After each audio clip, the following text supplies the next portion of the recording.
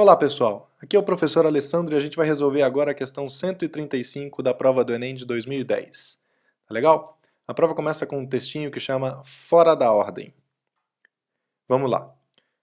Em 1588, o engenheiro militar italiano Agostinho Romelli publicou Les diverses et artificieuses machines. Esse é um nome em francês que eu não sei ler muito bem, mas a professora Cláudia me ensinou. No qual descrevia uma máquina de ler livros. Montada para girar verticalmente, como uma roda de hamster, a invenção permitia que o leitor fosse de um texto ao outro, sem se levantar de sua cadeira. Hoje podemos alternar entre documentos com muito mais facilidade. Um clique no mouse é suficiente para acessarmos imagens, textos, vídeos e sons instantaneamente. Para isso, usamos o computador e, principalmente, a internet, tecnologias que não estavam disponíveis no Renascimento, época em que Romelli viveu. Ok? É um texto aí da Revista de Língua Portuguesa. Certo? E agora a gente vai ler o enunciado da questão. O inventor italiano antecipou, no século XVI, um dos princípios definidores do hipertexto, a quebra de linearidade na leitura e a possibilidade de acesso ao texto conforme o interesse do leitor. Além de ser uma característica essencial da internet, do ponto de vista da produção do texto, a hipertextualidade se manifesta também em textos impressos como... Bom, pessoal, vamos lá, vamos começar a analisar o que essa questão está precisando da gente. Bom, vamos trabalhar primeiro com o que ele está pedindo e o que ele está definindo no próprio enunciado, certo? Ele está dizendo aqui, ele está falando sobre um dos princípios definidores do hipertexto. E ele diz o que é esse princípio. Ele diz que é a quebra de linearidade na leitura e a possibilidade de acesso ao texto conforme o interesse do leitor. Então, pessoal, quando a gente vê, acessando num site na internet, a gente vê aqueles links que a gente clica e ele leva a gente para assistir um vídeo, ou ele leva a gente para abrir uma imagem, ou ele leva a gente para abrir uma nova reportagem, se você estiver acessando um jornal. Esses itens a gente chama de hipertexto. Ele vai além do texto, ele leva você para outro lugar, ele quebra com a estrutura linear, de leitura da esquerda para a direita, de cima para baixo, que a gente está acostumado nos livros, nos textos. E é isso que define o hipertexto. Tá legal? Vamos trabalhar com essa definição aqui. E ele está perguntando que a internet é um lugar onde esse tipo de não linearidade acontece de maneira bastante comum. A gente clica, a gente está lendo um texto e clica para abrir outro artigo, etc. Certo? Mas além da internet, a hipertextualidade também se manifesta em textos impressos. Quer dizer, ela também existe em textos que não são online, que não são da internet.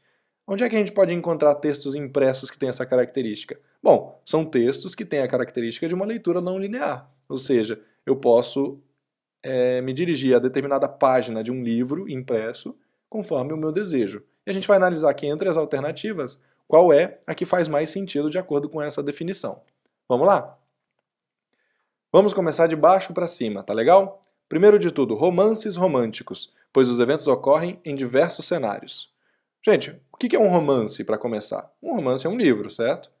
Romance é um livro, vamos desenhar um livrinho aqui. Aqui está a primeira página, aqui está a página seguinte, e a gente vai folheando o livro e lendo as páginas seguintes. A maneira de ler um livro, um romance, é uma estrutura linear. Eu tenho que ler primeiro o capítulo 1 para depois ir para o capítulo 2, certo? E depois ir para o capítulo 3 e assim por diante. Então, num romance, a gente precisa fazer uma leitura de maneira linear. Eu não posso ir para o capítulo 50 sem ter lido o capítulo 49, senão provavelmente eu não vou entender muito bem o que está acontecendo na história. Então essa alternativa aqui não está correta. Tá legal? A letra D. Editoriais, pois o editorialista faz uma abordagem detalhada dos fatos. O que é o editorial, gente? O editorial é uma parte de um jornal, é uma coluninha do jornal, que normalmente está nas primeiras páginas, onde aparece escrito algum texto sobre que revela a opinião do redator-chefe, ou do diretor, ou do dono do jornal, certo? Então, algum acontecimento político que gerou muita polêmica, o editor chega, escreve o editorial, e esse editorial manifesta a opinião dele. Normalmente, para você ler esse editorial, você vai ler da esquerda para a direita, de cima para baixo, de uma maneira tradicional, certo? Você não tem como acessar o último parágrafo e entender o que ele está querendo dizer, porque a estrutura de um editorial é a estrutura de uma espécie de dissertação curtinha, tá certo?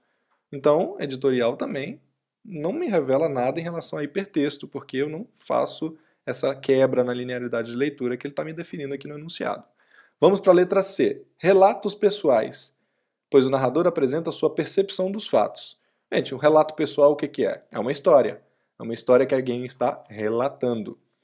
Só que um relato pessoal, para fazer sentido, precisa ser contado numa determinada ordem. Então, eu tampouco tenho acesso à quebra na linearidade da leitura. E um relato pessoal pode ser uma narração, não necessariamente é um texto, e muito menos um texto impresso. Eu posso simplesmente estar contando uma história de maneira falada. Então, nesse caso, também não se aplica aqui, porque, além de não ter hipertextualidade, pode muito bem um relato pessoal não ser uma coisa impressa. Então, essa alternativa aqui também está errada. Letra B. Documentários, pois o autor faz uma seleção dos fatos e das imagens. Pessoal, o que é documentário? O documentário é um filme, certo? É um filme que acontece normalmente relatando fatos reais. Por exemplo, um documentário sobre as Olimpíadas. Um documentário sobre a Copa do Mundo, que vai mostrar os artilheiros das Copas do Mundo, que vai mostrar os grandes atletas das Olimpíadas, certo? Um filme não é um texto impresso, certo? Então, o documentário está fora. Restou a letra A. Vamos dar uma analisada se a letra A está certa? Então, lendo novamente, o ponto de vista da produção de texto, a hipertextualidade se manifesta também em textos impressos como dicionários. O dicionário é um texto impresso? É um texto impresso. E a forma do texto dá liberdade de acesso à informação? Dá. Por quê? Porque se eu quiser consultar uma palavra que começa com a letra P, de pato, eu posso ir lá nas páginas que tem as palavras com a letra P e consultar essa palavra. Se eu quiser depois voltar nas páginas do dicionário que contém palavras com a letra A, então eu volto e leio as palavras nas páginas do dicionário que contém palavras com a letra A. Portanto, eu tenho total liberdade, eu tenho quebra na linearidade da leitura e eu tenho a possibilidade de acesso ao texto conforme o meu interesse. A alternativa correta é letra A.